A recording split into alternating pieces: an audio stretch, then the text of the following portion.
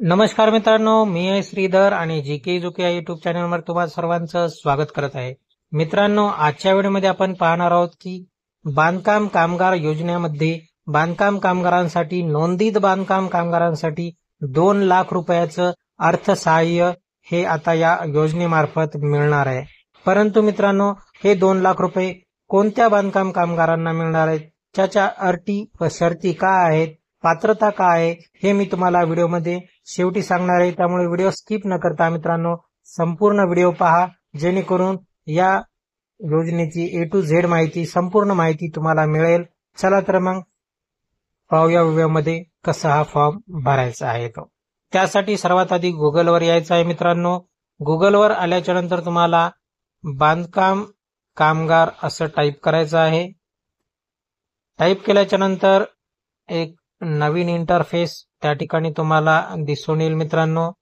Number 1 चीच website Maharashtra building and other construction worker welfare board यावर तुम्हाला क्लिक करायचं आहे. ही mahabocw.in ही वेबसाईट आहे. असं इंटरफेस दिसून येईल. त्यानंतर मित्रांनो यावरच आपल्याला तो फॉर्म भरायचा आहे, ज्यामध्ये बांधकाम कामगारात 2 लाख रुपयाचा निधी मिळणार आहे. तर 2 नंबरचं option apply online for claim यावर तुम्हाला क्लिक करायचं आहे. क्लिक केल्याच्या नंतर मित्रांनो ऍक्शन मध्ये तुम्हाला न्यू क्लेम निवडून तुमचा रजिस्ट्रेशन नंबर, नोंदीत बांधकाम कामगाराचा रजिस्ट्रेशन नंबर त्या ठिकाणी टाकून प्रोसीड टू फॉर्मवर क्लिक करायचं. ओटीपी तुम्हाला त्या ठिकाणी पाठवण्यात आल्याच्या नंतर ओटीपी टाकून व्हॅलिड ओटीपी यावर तुम्हाला क्लिक करायचं आहे.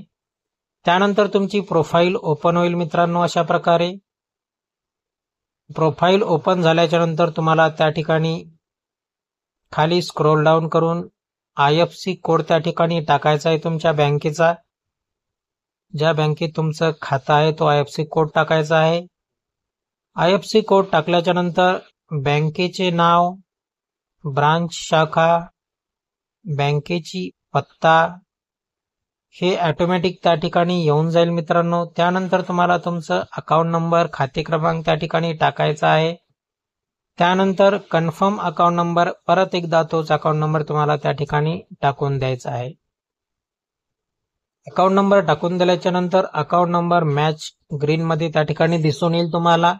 त्यानंतर खाली केंद्र निवडायचं आहे, सेंटर निवडायचं आहे, जे तुमचा तालुका असेल. त्यानंतर त्यामध्ये मित्रांनो आरोग्य कल्याण योजना हे आपल्याला निवडायचं आहे.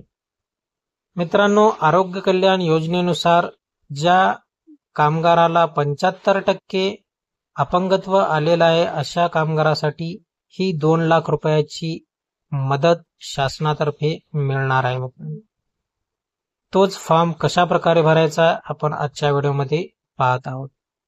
नोंदीत बांधकाम कामगार जर 75% पेक्षा जास्त अपंग झाला असेल तर अशा बांधकाम कामगाराला शासनातर्फे 2 लाख रुपयाचं आर्थिक सहाय्य मिळणार आहे मित्रांनो. तोच फॉर्म आपण आजच्या व्हिडिओमध्ये कसा भरायचा आहे, त्यासाठी कागदपत्र कोणती लागणार आहेत ते आपण पाहत आहोत. आरोग्य कल्याण योजनेवर तुम्हाला जाऊन त्या ठिकाणी ते क्लेमचं जे ऑप्शन आहे ते निवडायचं आहे मित्रांनो. त्यानंतर खाली स्क्रोल डाऊन करून अपंगत्वाच्या प्रमाणपत्राची तारीख, जिल्हा शल्य चिकित्साचे नाव हे काय त्या ठिकाणी टाकायचं आहे. रुग्णालयाचा पत्ता, हॉस्पिटलचा ऍड्रेस त्या ठिकाणी टाकायचा आहे. अपंगत्वाच्या प्रमाणपत्राची तारीख त्या ठिकाणी तुम्हाला टाकून द्यायची आहे.